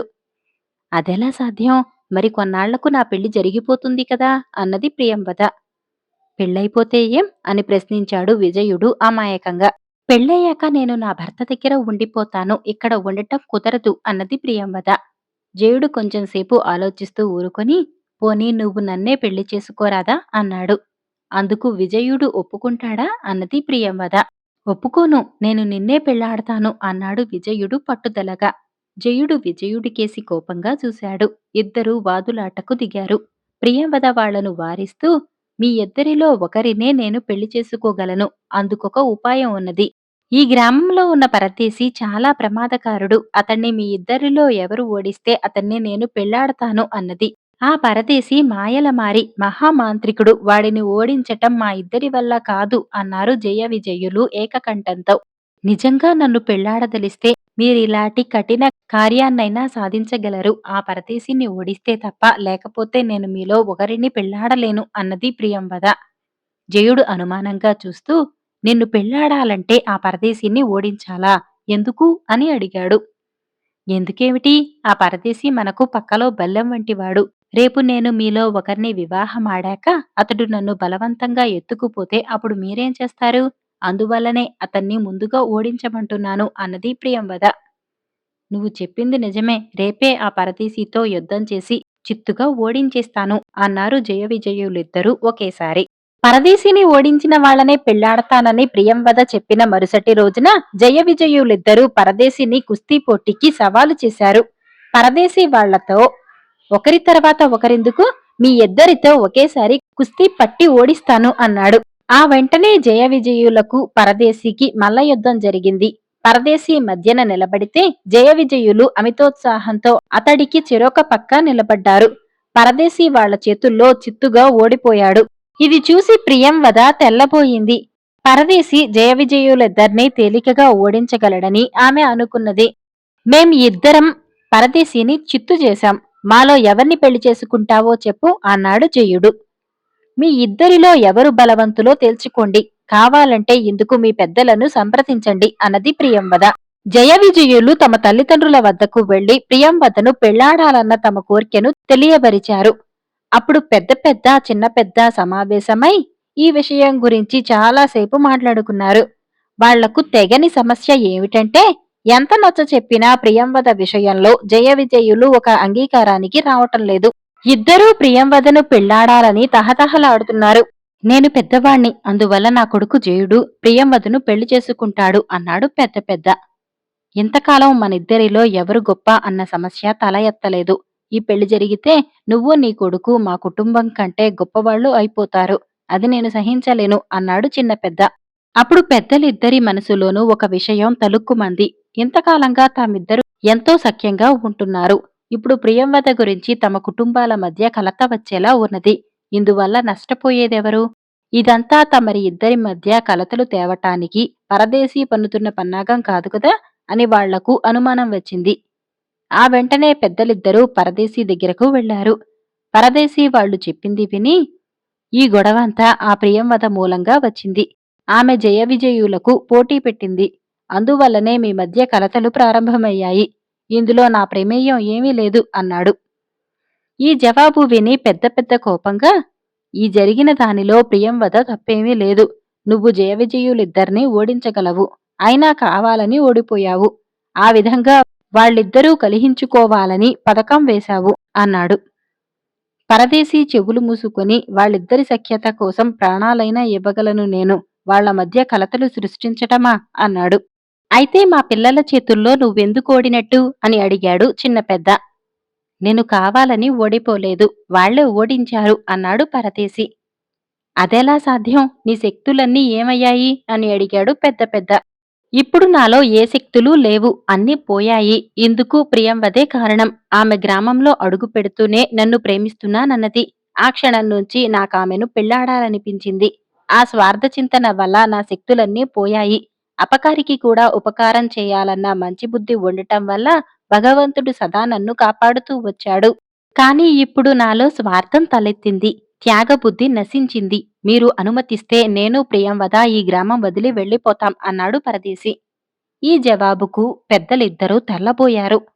నువ్వు చెబుతుంది నిజమేనా అపకారికి కూడా ఉపకారం చేయాలన్న మంచి బుద్ధి ఉంటే మాకు ఇలాంటి అద్భుత శక్తులు వస్తాయా అన్నాడు చిన్న పెద్ద. మనస్ఫూర్తిగా అపకారికి ఉపకారం చేస్తే అద్భుత శక్తులు ఆ మనిషిని కాపాడుతూ ఉంటాయి. శక్తులు స్వప్రయోజనానికి ఉపయోగపడవు. నాకిప్పుడు నశించినట్టే ఆ శక్తులు నశించిపోతాయి అని చెప్పాడు పరదేశి. అప్పుడు పెద్దలిద్దరూ పరదేశికి నమస్కరించి, అయ్యా, వయసులో చిన్నవాడివైనా బుద్ధిలో మాకంటే గొప్పవాడివి. ఇంతకాలం మేము అజ్ఞానం వల్ల ఎన్నో దుర్మార్గాలు చేశాం. ఇక నుంచి గ్రామస్తుల బాగు కోసం పాటుపడతాం అన్నారు. మీలో మంచి మార్పు రావటం కన్నా కావాల్సిందేముంది? నేనిక్కడికి వచ్చిన పని ముగిసినట్టే. మీరు దయతలిస్తే నేను ప్రియంవదతో పాటు గ్రామం వదిలిపోతాను అన్నాడు పరదేశి. పరదేశి గ్రామం వదిలిపోవటమే మంచిదని పెద్దలిద్దరికీ అనిపించింది. వాళ్ళు ఇళ్లకు తిరిగి వచ్చి జయవిజయులతో ఆ పరదేశిలో ప్రియంవదను వివాహమాడాలనే స్వార్థబుద్ధి కలగగానే అతడికున్న శక్తులన్నీ నశించాయి. ఇక మీరు ప్రియంవదను మరిచిపోండి అని చెప్పారు.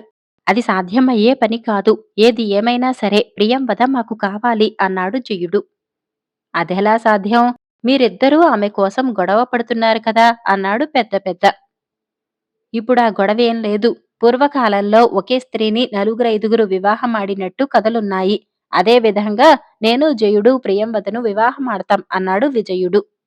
ఇది విని పెద్దలిద్దరూ ఆశ్చర్యపోయారు. తర్వాత వాళ్ళు జయవిజయులతో, మీరు మరీ మొండికెత్తుతున్నారు. ఇక మిమ్మల్ని సహించం. ప్రియంవదకు పరదేశీకి వివాహం జరిపించి ఈ గ్రామాన్నుంచి పంపేస్తాం అన్నారు. అందుకు జయుడు, మీరలా చేస్తూ ఉంటే చూస్తూ ఊరుకునేందుకు మేమేం చవటలం కాదు. మీరిద్దరూ ముసలివాళ్లైపోయారు. మూల కూర్చోండి. ఇల్లు కదిలారా కాళ్ళు విరక్కొడతాం. ఈ రోజు నుంచి మేమే గ్రామ పెద్దలం అన్నాడు. అంతే, మేమే పెద్దలం అన్నాడు విజయుడు. ఆ క్షణం నుంచి గ్రామ పరిస్థితి పూర్తిగా మారిపోయింది. జయ విజయులు ప్రియంవదను తమ తల్లిదండ్రులను ఇల్లు కదలకుండా కట్టడి చేశారు. గ్రామంలో వాళ్ళ ఆగడాలు కూడా మితిమీరాయి. పరదేశీ వాళ్ళ వద్దకు వెళ్లి, వీరంటే ఇష్టం లేని స్త్రీని చెరపడుతున్నారు. ఇది న్యాయం కాదు. కనిపెంచిన తల్లిదండ్రులను బాధించకండి అని హితవు చెప్పాడు. ఇందుకు జయ విజయులు, మాకు నీతులు నేర్ప చూస్తున్నావా? నిన్ను ఏం చేయకుండా వదిలిపెట్టాం. అది నీ అదృష్టం. వారం రోజుల్లో గ్రామం వదిలి పెట్టకపోయావంటే నీ ప్రాణాలు దక్కవు అన్నారు. పరదేశి అక్కడ నుంచి బయలుదేరి గ్రామస్తులతో, మీ గ్రామ పెద్దలు జయ విజయులకు బందీలైపోయారు. వాళ్లను రక్షించుకోవటం మీ బాధ్యత కాదా అని చెప్పి చూశాడు. ఈ మాటలు విన్న గ్రామస్తులు, వాళ్ళిద్దరూ విష్ణుమూర్తి ద్వారపాలకులైన జయ విజయులు మునిశాపం వల్లను కలిపురుషుడి కోరిక మీదను వాళ్ళు రాక్షస బుద్ధితో ఇక్కడ జన్మించారు. ఇదంతా మా కర్మ అన్నారు. జయ విజయుల బారి నుండి రక్షించుకునేందుకు మీకు పెద్దలే ఉపాయం చెప్పలేదా అని అడిగాడు పరదేశి. ఆ శ్రీ మహావిష్ణువే అవతరించి వాళ్ళ ఆగడాలను అరికడతాడని పెద్దలు చెప్పారు. ఆనాడొక గ్రామస్థుడు, నేనే శ్రీ మహావిష్ణువును. రామాయణ కాలమందలి వానరుల అంశ మీలో ఉన్నది. ప్రియంవద లక్ష్మి. ఆమెను జయ విజయులు చెరపట్టారు. మనమంతా కలిసి ఎదిరిస్తే ఎటువంటి రక్తపాతం లేకుండా జయ విజయులు లొంగిపోతారు. వాళ్ళ దుర్మార్గాల నుంచి మీకు విముక్తి లభిస్తుంది అన్నాడు పరదేశి. నువ్వు శ్రీ మహావిష్ణువే అని నమ్మకమేమిటి? మా పెద్దలు చెప్పందే మేము ఏ విషయమూ నమ్మము అన్నారు గ్రామస్తులు.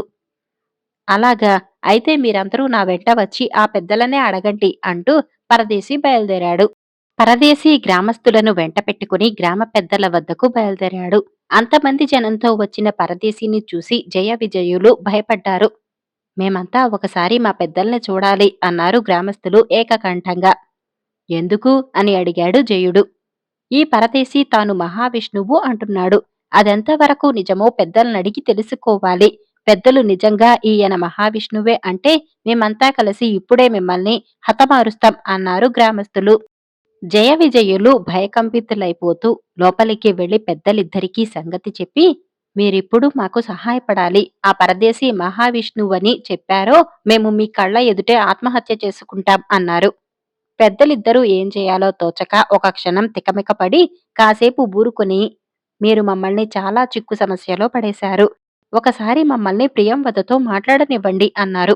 జయ విజయులు పెద్దలిద్దర్నీ దాపులనున్న ఒక ఇంటికి తీసుకుపోయి అక్కడ ఉన్న ఒక గది తలుపు తెరిచారు. గది అంతా చిమ్మ చీకటిగా ఉన్నది. ఒక చాప మీద దుఃఖిస్తూ ప్రియంవద కూర్చొని ఉన్నది. పెద్దలిద్దరూ ఎంతో విచారంగా గది లోపలికి వెళ్లారు. ప్రియంవద ఒకసారి తల ఎత్తి వాళ్లను చూసి తలదించుకున్నది. అప్పుడామె ముఖం చూసిన పెద్దలిద్దరికీ చాలా బాధ కలిగింది. అమ్మా ప్రియంవద, మా కారణంగా నీకు ఎక్కడ లేని కష్టాలు దాపురించాయి. నీ దుఃఖం మేము చూడలేము. మా బిడ్డల ప్రాణాలు పోయినా సరే నిన్ను రక్షించుకుంటాము అని అన్నారు పెద్దలిద్దరూ. ప్రియంవద ఏమీ మాట్లాడలేదు. పెద్దలిద్దరూ ఆమెకు జరిగిందంతా చెప్పి, జయ విజయులు చాలా మొండివాళ్ళు, అన్నంత పని వాళ్ళు చేయగలరు. అయినా సరే నీ క్షేమం కోరి ఆ పరదేశి మహావిష్ణువే అని చెప్పదలిచాం అన్నారు. అయితే నా దగ్గరికెందుకొచ్చారు అని అడిగింది ప్రియంవద విసుగ్గా. నీ రూపం, గుణగణాలు చూస్తుంటే నువ్వు దేవతవే అనిపిస్తున్నది. నీలో చాలా అద్భుత శక్తులున్నాయి. నువ్వు తలుచుకుంటే జయ విజయుల్ని హతమార్చగలవు. కాని నువ్వు మా బిడ్డల్ని మా చేతనే చంపించాలని సంకల్పించావు. ఈ కడుపు కొత భరించలేము. మా బిడ్డలు మూర్ఖులైతే వాళ్ళ నుంచి ఆ మూర్ఖత్వాన్ని తొలగించు. అంతేకాని వాళ్ళ ప్రాణాలే తీయాలనుకోకు అన్నాడు చిన్న పెద్ద దీనంగా. మీ పిల్లల మూర్ఖత్వానికి పాలు పోసి పెంచింది మీరు. చిన్నతనంలో మీరు వాళ్లను అదుపు చేసి ఉండవలసింది. మొక్కై వంగనిది మానై వంగదు కదా అన్నది ప్రియంవద. ఈ సామెతలు మా బోటి సామాన్యులకు కాని నీ బోటి దేవతలకు కాదు. నువ్వు తలచుకుంటే మా బిడ్డల ప్రాణాలు పోకుండా నువ్వు పరదేశీని పెళ్లి చేసుకునే ఉపాయం చెప్పగలవు అన్నాడు చిన్న పెద్ద మళ్ళీ. ప్రియంవద, నేనే ఉపాయం చెప్పకపోతే మీరేం చేస్తారు అని అడిగింది. ఆ పరదేశి శ్రీ మహావిష్ణువు అవతారం అని గ్రామస్తులకు చెప్పేస్తాం. మేము ఇలా చెప్పగానే మా బిడ్డలు విషం తాగి ప్రాణాలు తీసుకుంటారు అన్నాడు పెద్ద పెద్ద. మీ బిడ్డల ప్రాణాలకే ప్రమాదము లేదు. అందుకు నేనొక ఉపాయం ఆలోచించాను అన్నది ప్రియంవద. ఆమె వాళ్లకు ఆ ఉపాయమేదో వివరించింది. పెద్దలిద్దరూ శ్రద్ధగా విని గది నుంచి బయటకు వచ్చారు. ఇంటి ముందు గ్రామస్తులందరూ కుదురుగా కూర్చుని ఉన్నారు. వాళ్ల మధ్య పరదేశీ కూడా ఉన్నాడు. పెద్దలు తను అవతార పురుషుడు కాదంటే గ్రామస్తులు తననేం చేస్తారో అని అతడు తీవ్రంగా ఆలోచిస్తున్నాడు. జయ విజయులు జనానికి ఒక పక్కగా కూర్చొని తమ తండ్రులు ఏం చెప్పబోతున్నారో వినేందుకు ఆతృతగా ఎదురుచూస్తున్నారు. ఇద్దరి చేతుల్లోనూ విషం పొట్లాలున్నాయి. పెద్ద పెద్ద గొంతు సవరించుకుని, నా గ్రామస్తులారా, మన గ్రామానికి వచ్చి మనకెంతో సహాయపడిన పరదేశీలో అవతార పురుషుడి లక్షణాలు చాలా ఉన్నాయి. కాని అంత మాత్రాన అతన్ని అవతార పురుషుడు అనలేం. అతడు తన మహిమలు రుజువు చేసుకోవాలి. అందుకొక చక్కని ఏర్పాటు చెబుతాను అని అదేమిటో వారికి వివరించాడు. సమీపారణ్యంలోకి పరదేశిని ప్రియంవదను తీసుకుపోవాలి. వాళ్ళిద్దరూ ఉన్న చోటుకు 1000 గజాల దూరంలో గ్రామస్తులందరూ చుట్టూ కాపలాగా ఉంటారు. 100 అంకెలు లెక్కపెట్టేలోగా పరదేశి ప్రియంవదతో సహా మాయం కావాలి. అలా మాయం కాలేని పక్షంలో ప్రియంవద జయ విజయులను పెళ్లి చేసుకుంటుంది. పరదేశి గ్రామం వదిలిపోతాడు. ఈ ఏర్పాటు గ్రామస్తులందరికీ బాగా నచ్చింది. చుట్టూ 1000 గజాల దూరంలో మనుషులు కాపలా ఉండగా పరదేశీ ప్రియంవద ఎలా తప్పించుకుపోగలరు? అది 100 అంకెలు లెక్కపెట్టేలోగా. ప్రియంవద మాకు భార్య కాక తప్పదు. పరదేశీ గ్రామం విడిచిపోకనూ తప్పదు అనుకుని జయ విజయులు చాలా సంతోషించారు.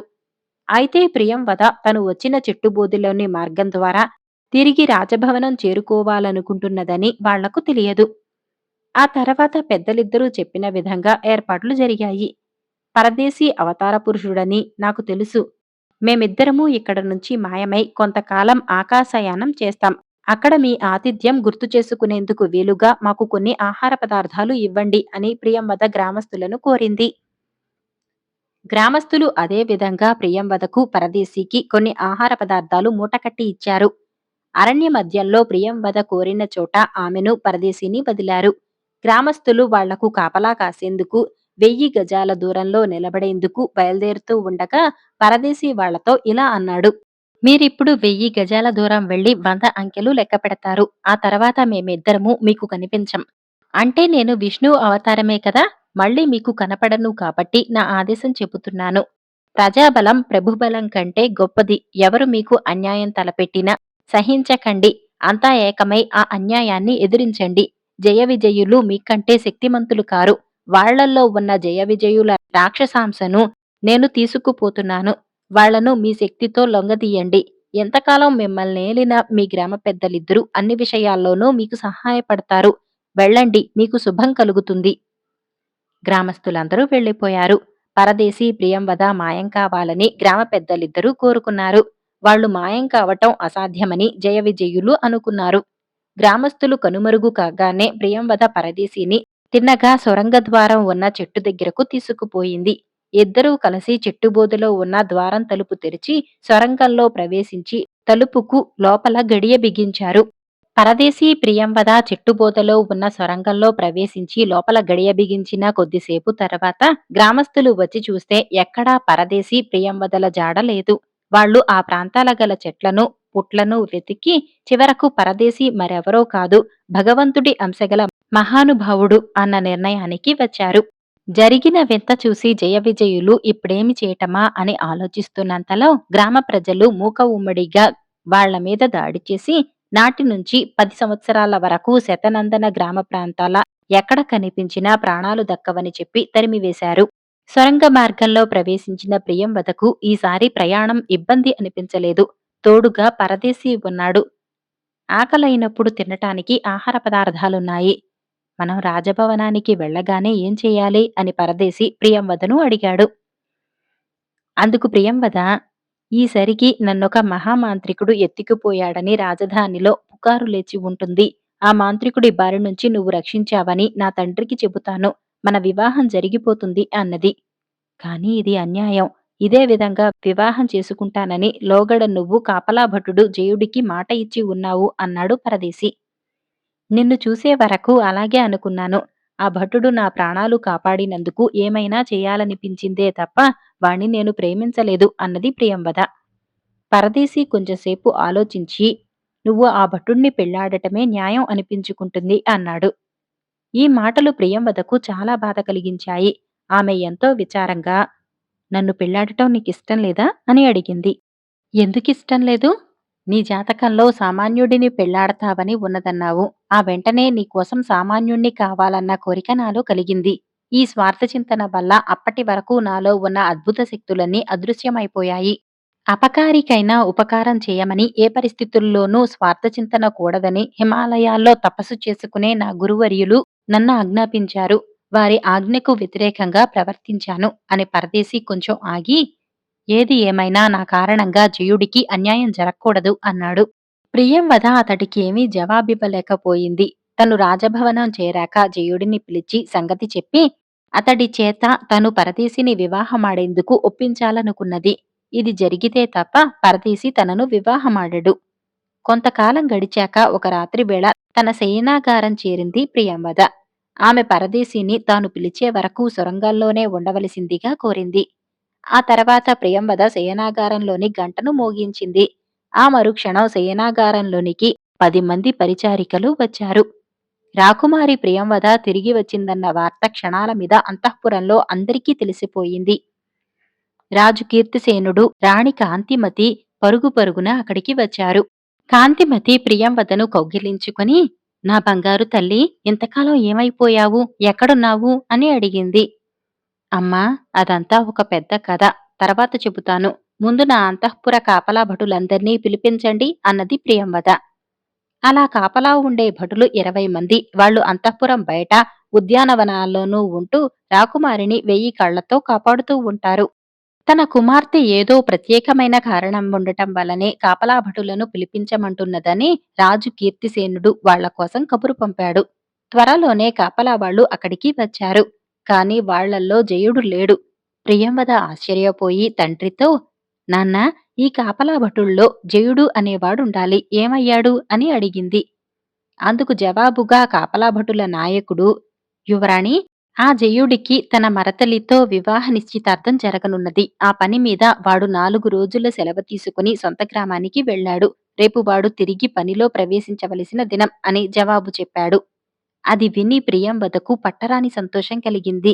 ఆమె పెద్దగా ఆవులించి, నాకు నిద్ర ముంచుకు వస్తున్నది, విశ్రాంతి కావాలి అన్నది. ఆ వెంటనే అక్కడ నుంచి అందరూ వెళ్లిపోయారు. ఆమె సొరంగంలో దాగి ఉన్న పరదేశిని పిలిచి జరిగిందంతా చెప్పి, ఇప్పుడు నన్ను పెళ్లాడటం నీకిష్టమే కదా అని అడిగింది. జయుడి వివాహం అతడి ఇష్టం మీద జరుగుతున్నదో లేదో తెలియాలి కదా, మన వివాహానికి అతడు మనస్ఫూర్తిగా అంగీకరించాలి అన్నాడు పరదేశి. ప్రియంవద పరదేశిని సొరంగంలోకి పంపింది. మర్నాడు జయుడు ఉద్యానంలో ఉండవలసిందిగా రాజాజ్ఞ అయింది.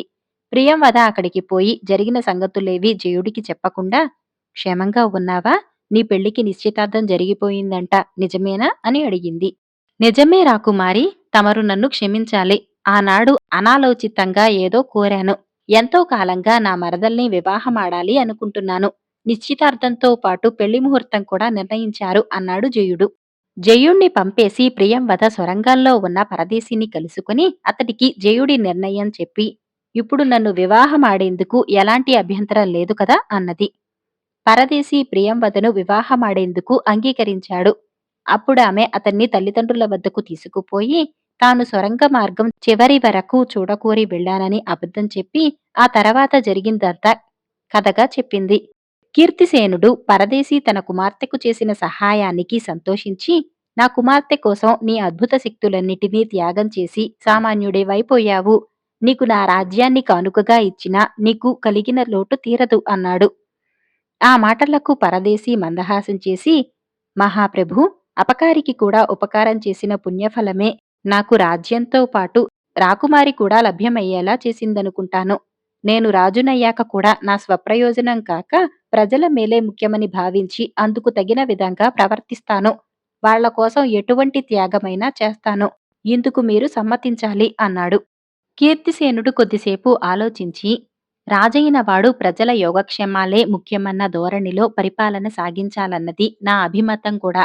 నువ్వు త్రికరణ శుద్ధిగా ప్రజలకు మేలు కలిగించాలనుకుంటే అందుకు అనుమతించనన్న అనుమానం నీకెందుకు కలిగింది అని ప్రశ్నించాడు. మీ పాలనలో శతనందన గ్రామం లాంటిది ఒకటున్నది.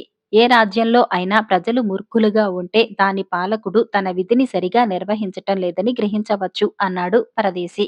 నువ్వు నా కుమార్తెను వివాహం ఆడి రాజువు కాబోతున్నావు. ఆ రాజ్యంలో శతనందన గ్రామాల లాంటివి మరెన్ని ఉన్నవో తెలుసుకుని ఆ ప్రజల మూర్ఖత్వాన్ని పోగొట్టి విద్యావంతులను చెయ్యి. నేను చాలా సంతోషిస్తాను అన్నాడు కీర్తిసేనుడు. పరదేశి తనను వివాహం చేసుకోటానికి అంగీకరించటంలో ఉన్న కారణం అప్పుడు ప్రియంవదకు అర్థమైంది. విశాల దేశ ప్రజలను ఆదర్శ పౌరులుగా తీర్చిదిద్దాలని పరదేశి ఆశిస్తున్నాడు. ప్రియంవద పరదేశి పాదాల ముందు మోకరిల్లి, నువ్వు సామాన్యుడివి కాదు, ముందు తరాలకు నీ పరిపాలన ఆదర్శప్రాయమవుతుంది అన్నది.